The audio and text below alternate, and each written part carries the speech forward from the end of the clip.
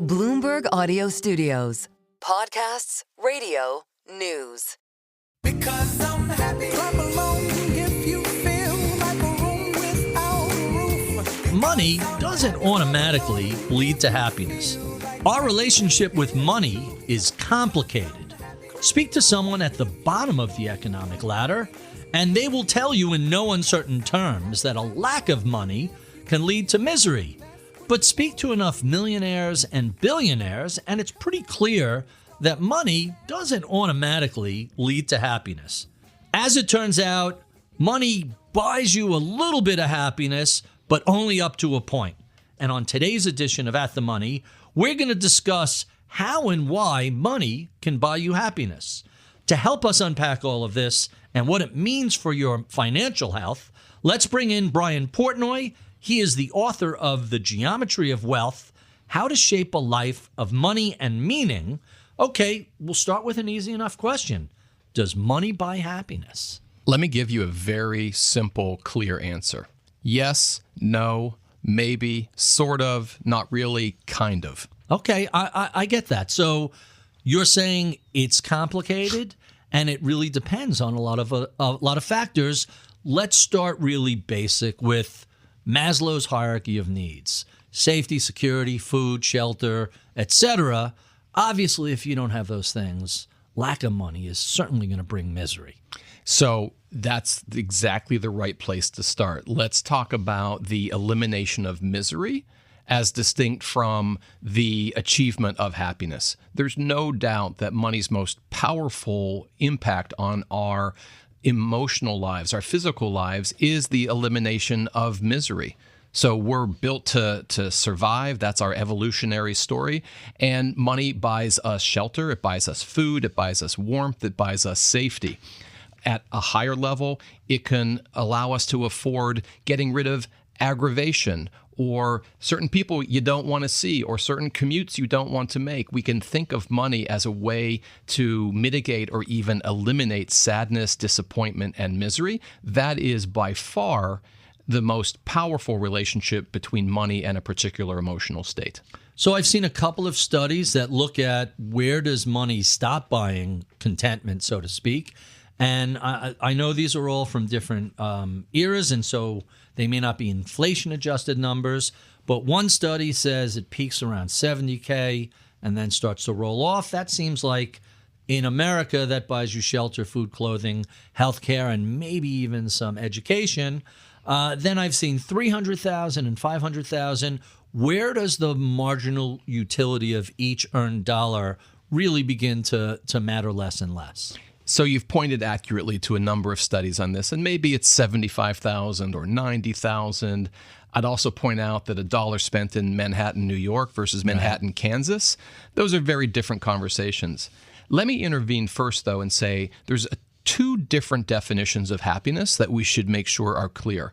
One is sort of just the day-to-day, good mood, bad mood, having, positive emotions. The other sort of happiness, going back to Aristotle, what he called eudaimonia, is a deeper source of meaning and contentment. As it relates to the first definition of happiness, you are correct. There's been study after study that shows that once you can afford the basics in life, having that marginal dollar isn't necessarily going to put you in a good mood or a bad mood. You're sort of wired with a certain, disposition. And if you're a generally cheerful person, you're going to be that way. And if you're generally kind of dour or miserable, well, making hundreds of thousands of dollars a year aren't going to make an impact. I'd go to the second definition of what we call happiness. It's a difficult word. You go to the thesaurus, there's 30 different words for this thing. But we're going to talk about day-to-day happiness versus contentment, what Aristotle called eudaimonia.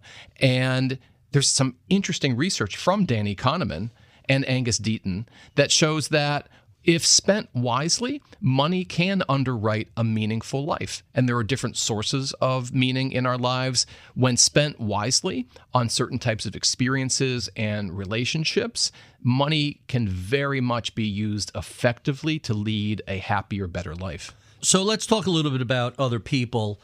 There's a famous H.L. Mencken quote, was once asked, how do you define wealth? And his answer was $100 more than my brother-in-law. There's other studies that have asked people, would you rather have, I'm making up these numbers, but they're ballpark, $60,000 when you live in a town when everybody else has $50,000, or would you prefer $200,000 in a town where everybody else has $300,000? I know what I would choose. I would take the latter, but that doesn't seem to be the answer that most people give. They say, well, I'd rather be the wealthiest guy in town at $60K than the poorest guy in town at $100K. Why is that? Explain why that behavior and belief system exists, and what does that mean for our satisfaction? Welcome to the human condition. Welcome to the evolutionary path that we've been on. Status matters, tribe matters, and these aren't trivial things. These are deep down genetic codes that we all live with. And so when we have a little bit more than others, we feel better than ourselves. And so you're absolutely right. The studies do show, and I don't have the exact numbers, but people would rather have a $100,000 income when others are making $80 versus a $150,000 income when others are making $200,000 a year. You and I might say, well, I'd prefer one versus the other. But the fact is that the preponderance of responses reflect the fact that we want to feel connected to our tribe and safe in our tribe. And when you have a little bit more than others, it can make you feel pretty good.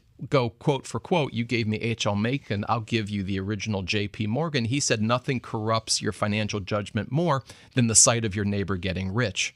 Especially if your neighbor's an idiot, right? Or if your neighbor's J.P. Morgan. I have a very vivid recollection in the early days of house flipping in the 2000s, leading up to that, and the early days of crypto. I can't tell you how often I've heard people say, my neighbor is making all this money, and that guy's a moron. It's almost as if it's insult to injury. What is it about seeing somebody else make a lot of money that gets our envy and greed buttons running? Yeah, so I don't know whether to quote neuroscience or the Bible. Go both ways. Because I bet they're related. They are. They both speak to kind of who we are as a human species. There's no getting around the fact that we feel envy or greed when others have more. I mean, I don't know if we need to provide a dissertation or Bible quotes to show why that's true. We just know that when others are getting ahead, we feel like we're falling behind. It's really important from a financial well-being point of view for people to have their own individual authentic goals, hopefully baked into some form of a financial plan, so that you feel like you're making progress toward the things that you've said matter to you and your loved ones. That can be used to mitigate some of these negative emotional impacts when it's just like, oh, I'm at the casino, I bet on black, he bet on red, he won, he's rich, I'm not, and you don't feel very good about yourself. That's not a great way to work your way through your financial life.